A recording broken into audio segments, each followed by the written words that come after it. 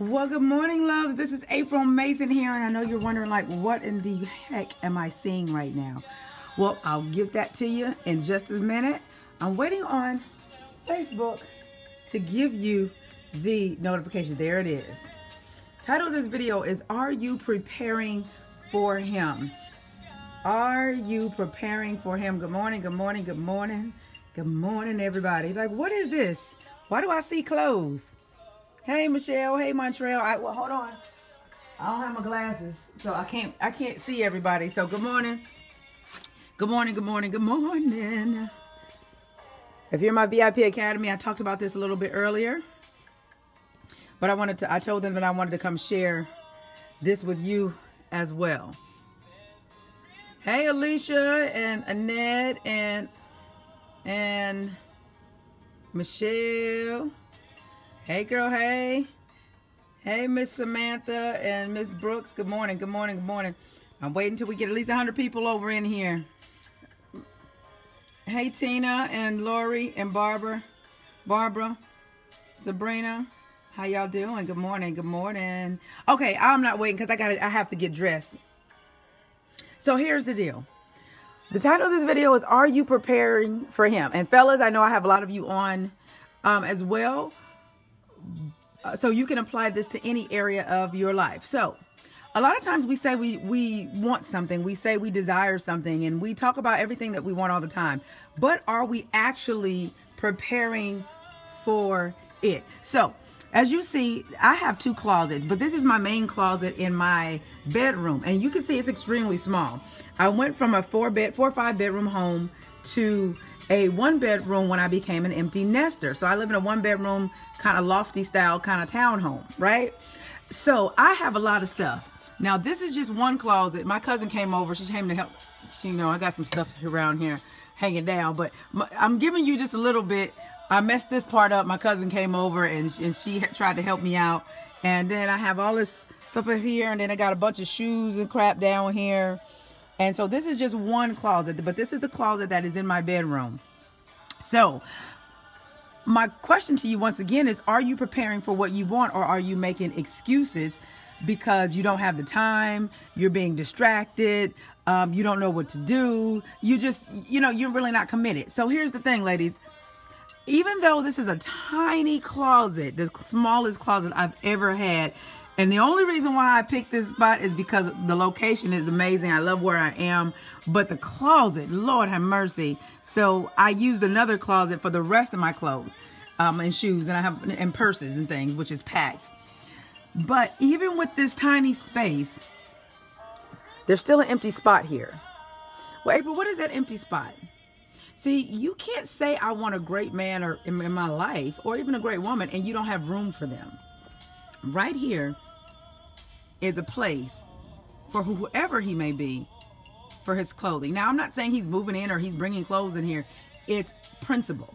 You can't say you want something in your life and you have not made room for it. You have not opened up your heart and made room for anyone. You have not opened up, your mind and your thought processes.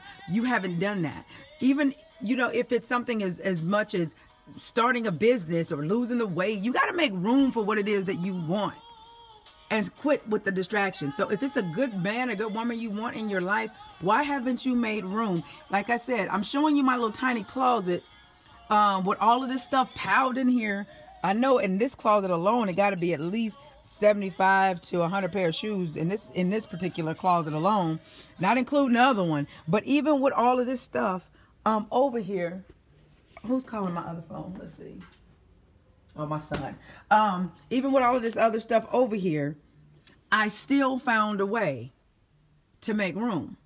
So there is never an excuse for you not to make room in your life for what it is that you say you want. You can't say I want a thing, but you're not willing to do anything. We get so distracted and we get so caught up in wanting that we're no longer doing. Okay?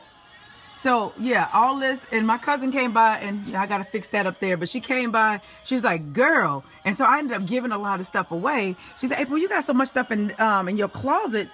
I got tags and stuff on some of everything, y'all. And this is just, like I said, the stuff that I probably will wear more regularly. So the other stuff is in the other closet on the other side. But even with that, I didn't choose to make room just in this closet, but I have little drawers in my other closet, and one or two of the drawers is actually empty as well too. So although I have a lot of stuff, aka if you have a cluttered life, if you going to work, you can no longer use busyness as a reason to not make time in your schedule for someone. That's just a distraction. When you are committed to the distraction, you're committed to being single. When you're committed to the distraction, you're committed to being broke. When you're committed to the distraction and you're not making room, you're committed to the opposite of that. Okay? So I wanted to show you this. As I gotta get up and get dressed, I have a lunch date, so I gotta get myself together. But I really wanted you to see this, that there's no excuse. My point is, there's no excuse for you not to make room in your life for what you say you want. People do what they want to do, and they don't do what they don't want to do. If you ever wonder where a person stands and how they feel about you, look at what they do. It's very simple. If they're not doing it, it's because they don't want to do it. It's the same thing with you. If you don't really want what you say you want, you're not going to do the work to make it happen. So there's never an excuse for why a person isn't doing something. It's all based upon they're doing exactly what they want to do or don't want to do. So that's a real simple answer. And I got so much of shoes down here I need to give away. All kind of stuff. My cousin was like, how many boxes of shoes you got? I said, girl, don't go on the other side. Okay? So that's all I had to share with you this morning. Make room in your life, darlings, for what it is you want. And like I said, for those of you that surface thinkers, I'm not talking about a man moving in with you, okay? I'm not talking about a man putting his clothes in your closet and shoes in your closet. I'm saying preparing your environment for what you say you want. If you don't have my Manifest course, please go and get it, because it'll explain more in depth about living as though you already have a thing.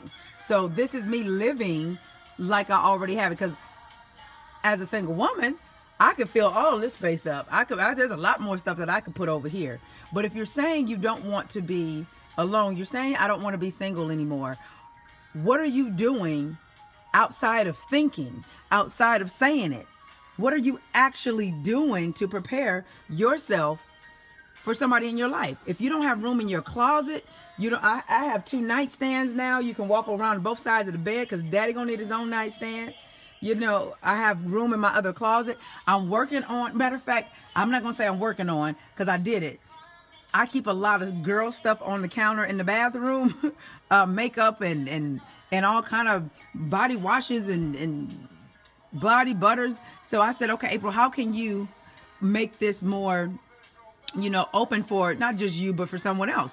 Well, what I did was I went and bought a space saver. It's right here. I went and bought a little bathroom space saver. I'm gonna have to call somebody over here, to put it up. So now I can put my stuff up here, and I can have one, he can have one, and then I can have one again, or we can share this one down at the bottom. So I'm not just saying this, I'm showing you what I actually am doing. I don't want to be someone that just does a lot of talking, but I want to show you what it actually looks like to start preparing yourself and preparing your home for what you say you want. So fellas, this goes for you too. Make some room in the closet for your girl and her purses. Make some room in your house. So I knew that my bathroom always has a lot of stuff, because I collect stuff.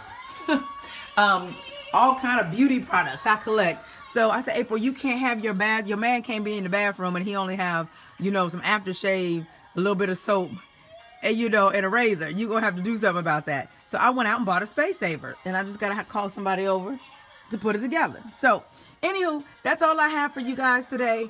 Are you making room for what you say you want, or are you merely talking and complaining and you're not coming up with a solution? You would rather talk about what isn't and these men need to and all of this stuff. I don't want to hear that. We already know what other people need to do. But guess what? The more you complain about what others need to do and don't focus on the good of what they are doing, the more you're going to attract what you don't want. Even if you go out on a date with someone that's not him, you don't focus on what he's not. You focus on the good that he is, because what that does is it changes your energy versus being disappointed in, dang, I'm at another dud. Look at the good qualities that he had and say, you know what?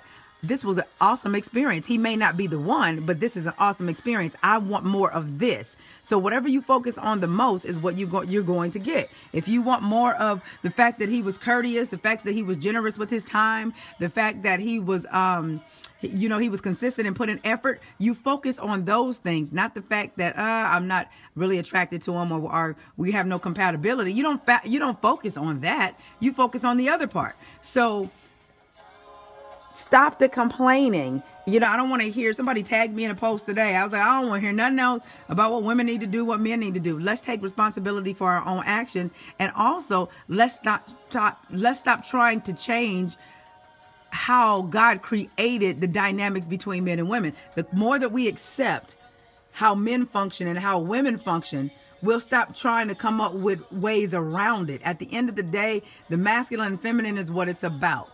It's just how it is. Men will always be, masculine men will always be hunters, and they will always be protectors and providers. Women will always be nurturers, caterers. That's just what we do. So the more we accept what is versus trying to change the natural dynamic of how we were created, we'll stop all this bucking the system. That's why you don't hear me talking about what men do wrong and what women do wrong. You hear me giving basic, what I think is common sense, basic man-woman dynamic versus pointing the finger. We all know we could do better. We've all hurt each other. We've all have been damaged by somebody based upon they were damaged by somebody and they were only doing what they know. At the end of the day, until a person is ready to rise up and be the best version of themselves, all you can do is see what a person is offering you and decide if that's what you want in your life. That's it. And then if you don't, what do? You make room.